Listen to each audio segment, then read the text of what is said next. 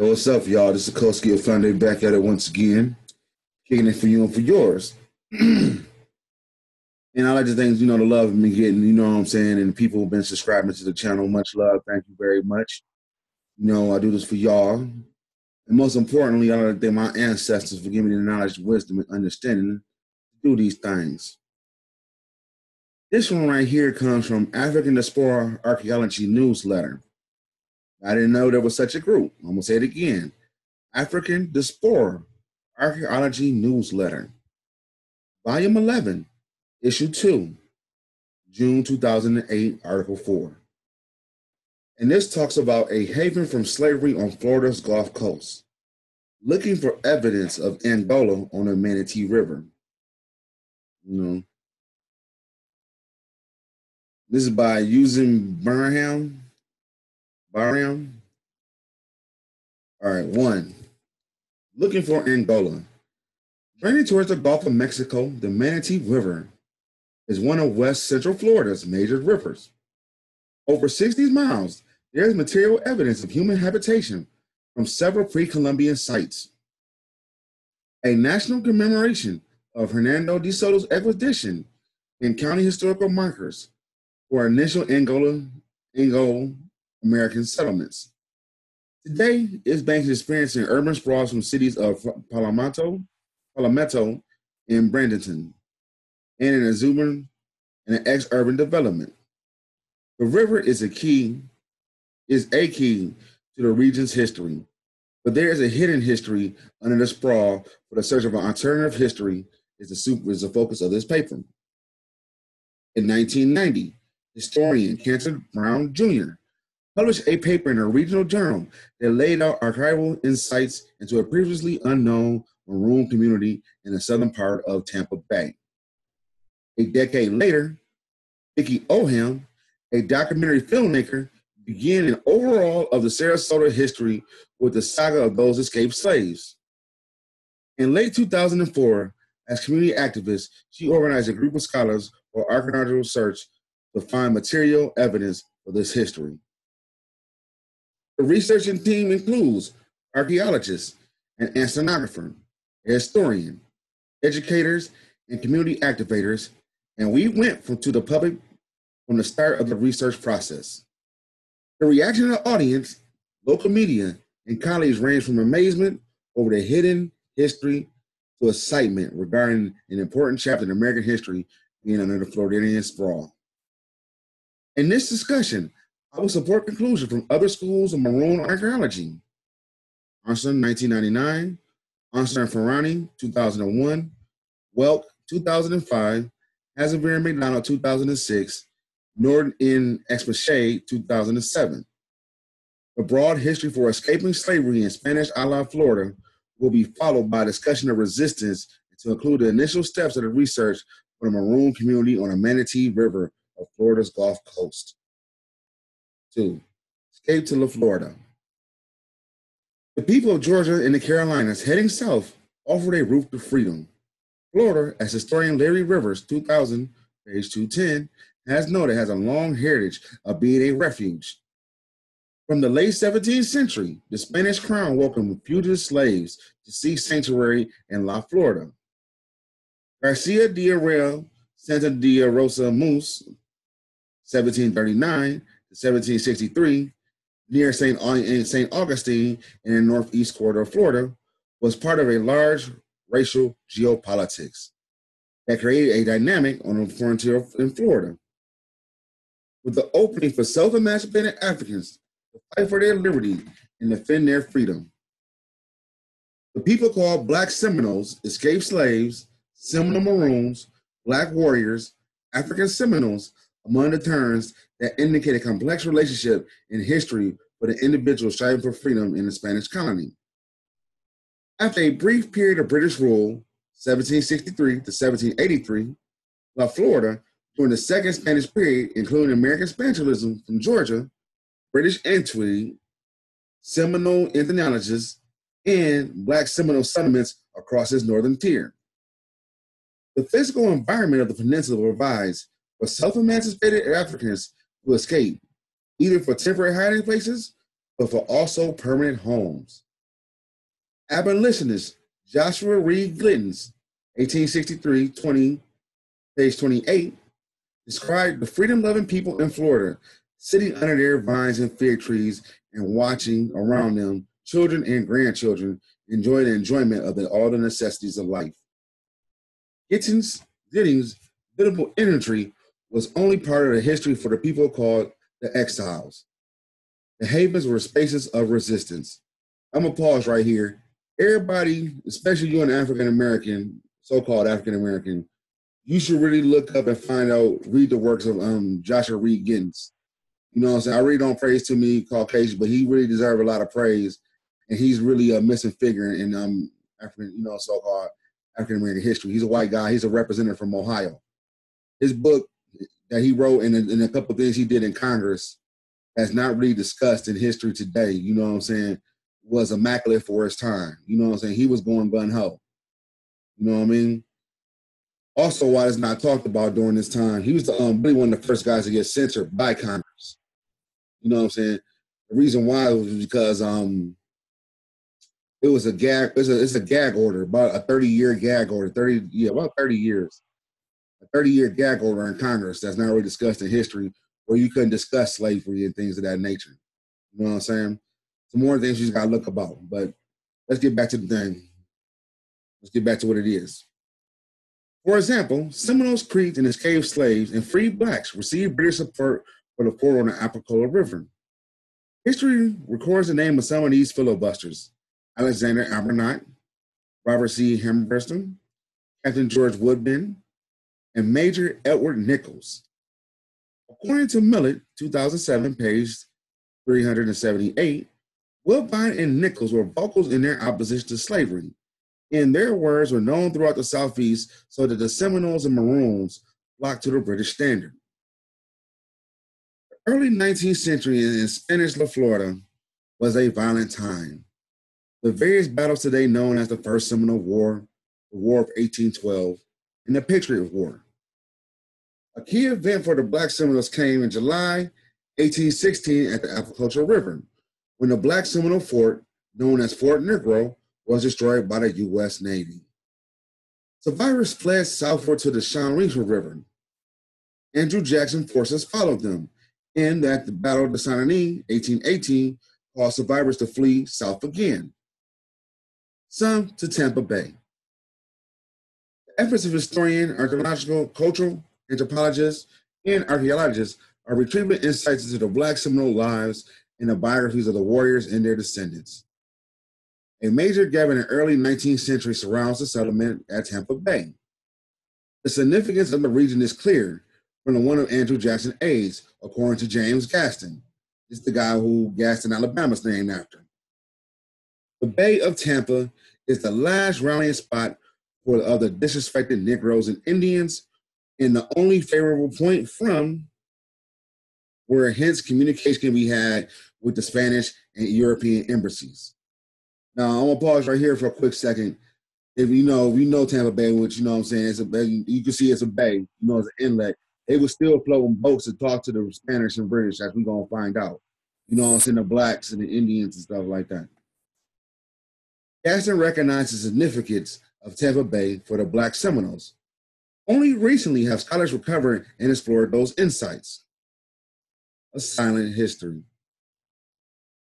Maroon settlements at Fort Moses on the Apicolo River and the Shawnee River and the Pinnacalinka, Abraham's old town, are being recovered by archival and archaeological means. All are in the northern or the north-central part of the state. The wide Manatee River at the southern reaches of Tampa Bay fills a gap in history that leaves people who fled slavery traveling southward from one major river to the next. Cantor Brown built on newspaper accounts, land claims, and other archaeological fragments to reveal Angola as a safe haven for self-emancipated Africans escaping American forces.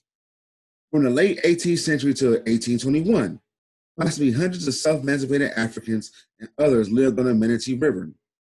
Yet there is no evidence of a precise location of Angola or of the lives of the people in the community. The name Angola comes from unsuccessful landing claim by the Caldias family. Cuban fishermen on the Anna Maria Island at the mouth of the Manatee River when the U.S. took control of the territory. Cuban fishermen are an important key to the late Spanish period political economy. Fishermen like Chaldeans would spend the end of August to the end of March on the islands off the Florida west coast. In their bases, which are called ranchos, they dried and sought the plentiful marine resources for the Havana market. As I said before, they were still floating boats. The community traded with the Seminoles and other crops and skins. Visitors to those communities noted that the mix of Spanish, African, and Native American in the ranchos. When the U.S. gained Florida from Spain in 1821, from the north came the raids that destroyed the Maroon communities, including the settlement on the Gulf Coast. The land claim comes to an end of the Angola saga, but the story does not end on the Manatee River. Survivors fled south again, and this time across the Florida Straits to the freedom in the British Bahamas. Ethnographic and archaeological research by Rosalind Howard suggests the Black Seminoles of the Bahamas could be direct descendants of those survivors. Those descendants know only of their ancestors' Florida origin, but not the detail of their lives lived in Florida. The archival record is limited, although promising, for the archaeological research. Most prominently, John Lee Williams traveled through the region to document the new American territory shortly after the U.S. gained control over the peninsula. Williams published an account of the ruins of the cabins still visible in the old Spanish field where the Braden River meets the Manatee River. He identified the ruins as a remain of a Black community allied to British filibusters. Similarly, the archives provide voices of American soldiers and their critics. Those who judged the British filibusters, lists of people captured in 1821, and those recorded by the Cuban fishermen land claim. Although Maroon history has been silenced and the search for the community is challenging, previous archaeological studies on resistance to slavery is aiding the research of Angola. Here's a map of Tampa Bay. Easy boat ride to Florida, Cuba and stuff like that. Wasn't that far. 4. Archaeological resistance. Several scholars have noted the difficulty in using archaeological technique to find the Maroon sites. The explanation for this challenge offers important insights. Turning to the description of the Maroon communities of Cuba, the concept of falling back illuminates the history. Runaways would abandon their settlements when danger approached, according to Gonzalo Larraza Corso.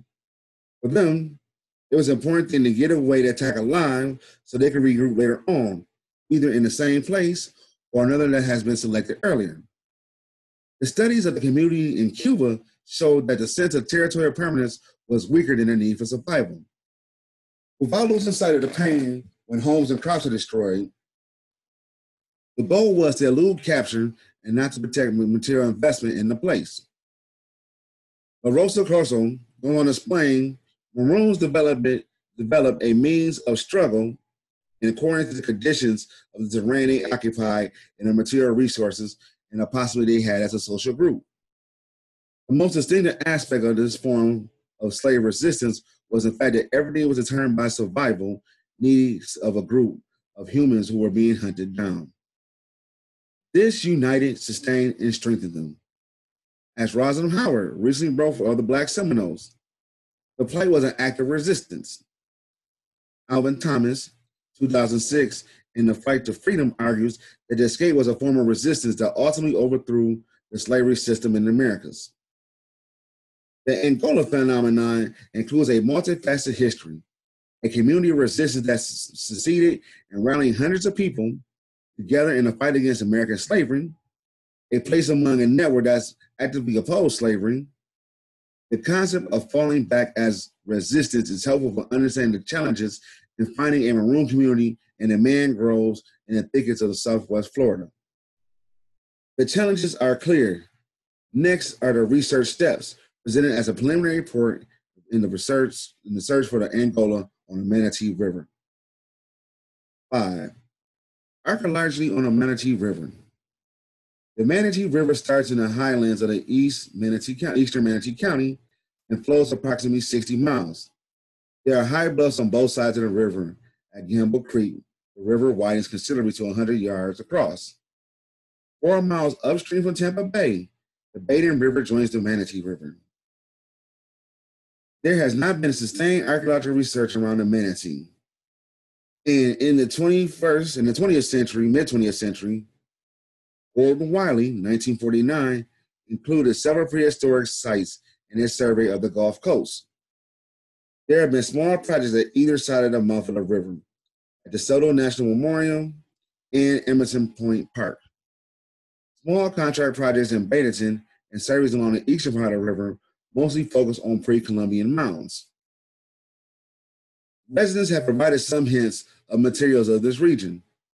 In 1971, a fire, heavy and quite unexpected for the locale, was founded near the point where the Braden River meets the Manatee.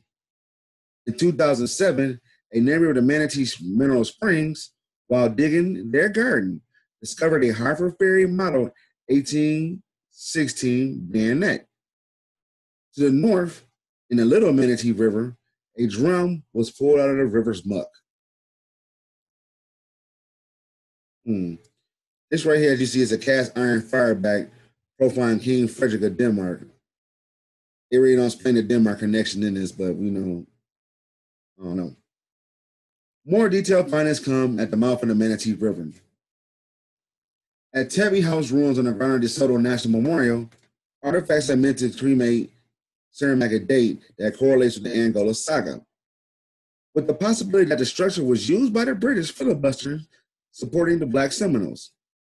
British filibusters set up trading posts in Florida Panhandle and at the Saline River, what is now the Tabby House ruins, might have been used in similar fashion. The pieces of the material recorded are suggested for Angola, but fragmentary. The need for explanation and the hope that the residents can provide local knowledge has encouraged public engagement as the approach to this archaeology. Looking for Angola, strategies and finds. From the start, Looking for Angola has had a commitment of civil engagement in public education. Dozens of public lectures and discussions from Tampa to Sarasota mark their endeavor, as well as an extensive media coverage and teacher workshop. A webpage, www.lookingforangola.com, with articles, interviews, and progresses of the project provides an accessory repository.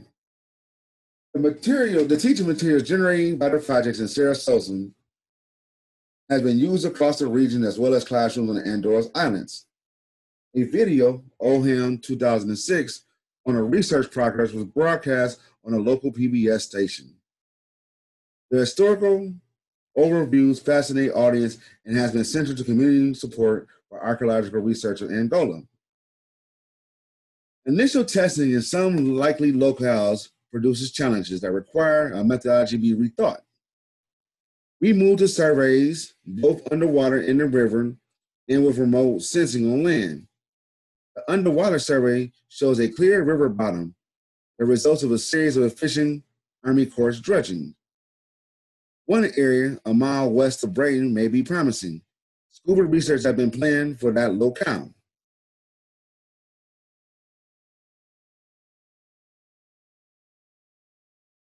On land, the area provides around Medical Springs, a source of fresh water, offer possibilities.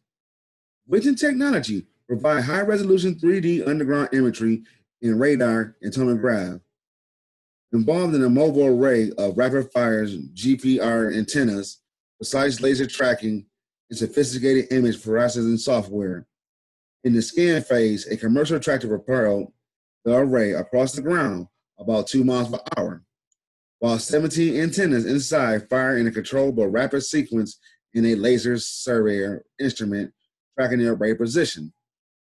The results provide the best possible archaeological feature over the 3 acres around the spring well, as many other possible archaeological features. At this stage of the project, the fragment from the archives and the geographical information fit the models of Maroon archaeology.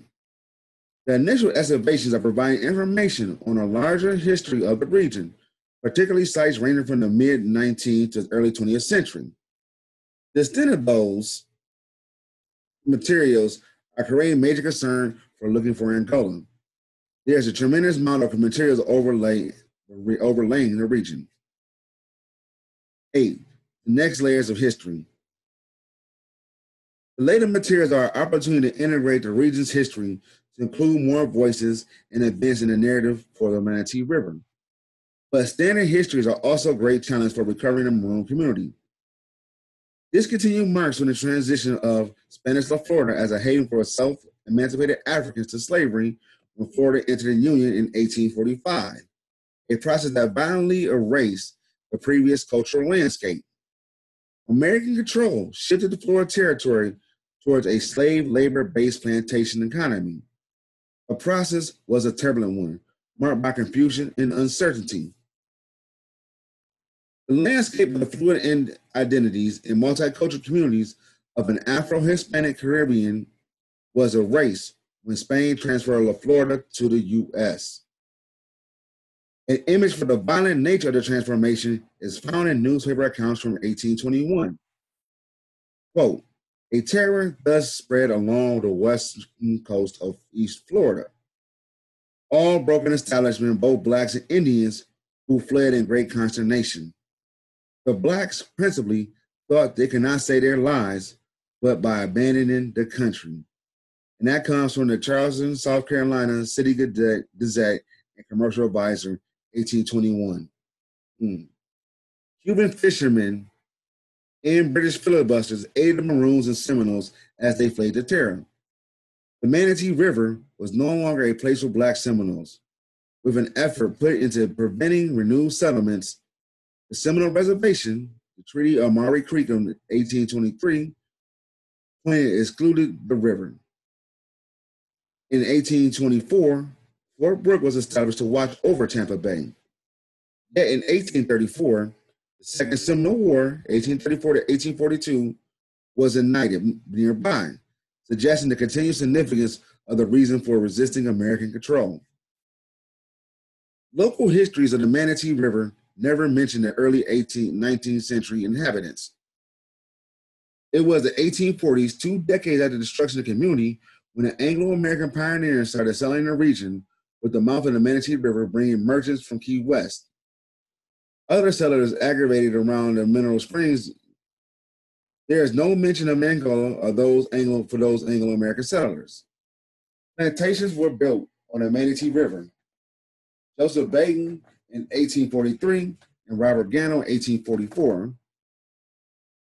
Irony is the wrong word for noting the rise of the sugar plantation with hundreds of enslaved African Americans over the same territory that has been a haven from slavery.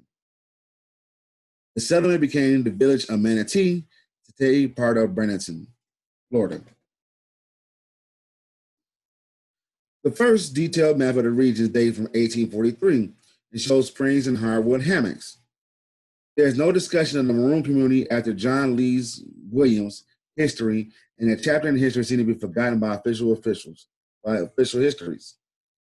Yet the Chaldees land claim and a John Lee Williams description, among other resources, are fragments from a previous world on a Manatee, a cultural landscape that looking for Angola is seek to recover, and a hidden history that is no longer silenced. 9.